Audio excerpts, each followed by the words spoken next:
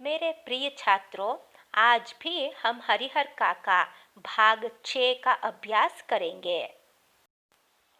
इधर शाम को हरिहर काका के भाई जब खलिहान से लौटे तब उन्हें इस दुर्घटना का पता चला। पहले तो अपनी पत्नियों पर वे खूब बरसे, फिर एक जगह बैठकर चिंतामग्न हो गए। हालांकि गांव के किसी व्यक्ति ने भी उनसे कुछ नहीं कहा था। महंत जी ने हरिहर काका को क्या क्या समझाया है, इसकी भी जानकारी उन्हें नहीं थी। लेकिन इसके बावजूद उनका मन शंकालु और बेचैन हो गया। दरअसल बहुत सारी बातें ऐसी होती है जिनकी जानकारी बिना बताए ही लोगों को मिल जाती है।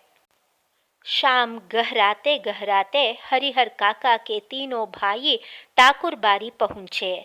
उन्होंने हरिहर काका को वापस घर चलने के लिए कहा। इससे पहले कि हरिहर काका कुछ कहते, महंत जी बीच में आ गए। आज हरिहर को यही रहने दो, बीमारी से उठा है, इनका मन अशांत है, ईश्वर के दरबार में रहेगा तो शांति मिलेगी। लेकिन उनके भाई उन्हें घर ले चलने के लिए जिद करने लगे। इस पर ठाकुर बाड़ी के साधु संत उन्हें समझाने लगे। वहां उपस्थित गांव के लोगों ने भी कहा कि एक रात ठाकुर बाड़ी में रह जाएंगे तो क्या हो जाएगा। अंततः भाइयों को निराश हो वहां से लौटना पड़ा। रात में हरिहर काका को भोग लगाने के लिए जो मिष्टान्न और व्यंजन मिले वैसे उन्होंने कभी नहीं खाए थे। घी टपकाते मालपुआ, रसबुनिया, लड्डू, छेने की तरकारी, दही, खीर। पुजारी जी ने स्वयं अपने हाथों से खाना परोसा था। पास में बैठे महंत जी धर्म चर्चा से मन में शांति पहुंचा रहे थे। एक ही रात में ठाकुर बाड़ी में जो सुख, शांति और संतोष पाया वह अपने अब तक के जीवन में उन्होंने नहीं पाया था। इधर तीनों भाई रात भर सो नहीं सके। भावी आशंका उनके मन को मथती रही। 15 बीघे खेत, इस गांव की उपजाऊ जमीन, 2 लाख से अधिक की संपत्ति अगर हाथ से निकल गई तो फिर वह कहीं के ना रहेंगे। सुबह तड़के ही तीनों भाई पुनः ठाकुर बाड़ी पहुंचे। हरिहर काका के पांव पकड़ रोने लगे, अपनी पत्नियों की गलती के लिए माफी मांगी तथा उन्हें दंड देने की बात कही। साथ ही खून के रिश्ते की माया फैलाई। हरिहर काका का दिल पसीज गया, वह पुनः घर लौट आए। लेकिन यह क्या, इस बार अपने घर पर जो बदलाव उन्होंने लक्ष्य किया उसने उन्हें सुखद आश्चर्य में डाल दिया। घर के छोटे बड़े सब उन्हें सिर आंखों पर उठाने को तैयार। भाइयों की पत्नियों ने उनके पैर पर माथा रख गलती के लिए क्षमा याचना की।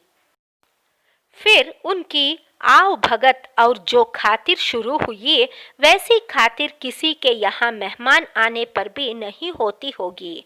उनकी रुचि और इच्छा के मुताबिक दोनों जून खाना नाश्ता तैयार। 5 महिलाएं उनकी सेवा में मुस्तैद।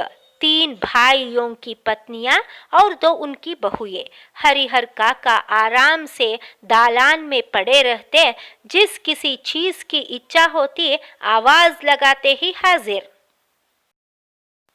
वे समझ गए थे कि यह सब महंत जी के चलते ही हो रहा है, इसलिए महंत जी के प्रति उनके मन में आदर और श्रद्धा के भाव निरंतर बढ़ते ही जा रहे थे। बहुत बार ऐसा होता है कि बिना किसी के कुछ बताए गांव के लोग असली तथ्य से स्वयं वाकिफ हो जाते हैं। हरिहर काका की इस घटना के साथ ऐसा ही हुआ। दरअसल लोगों की जुबान से घटनाओं की जुबान ज्यादा पैनी और असरदार होती है। घटना ये स्वयं ही बहुत कुछ कह देती है, लोगों के कहने की जरूरत नहीं रहती।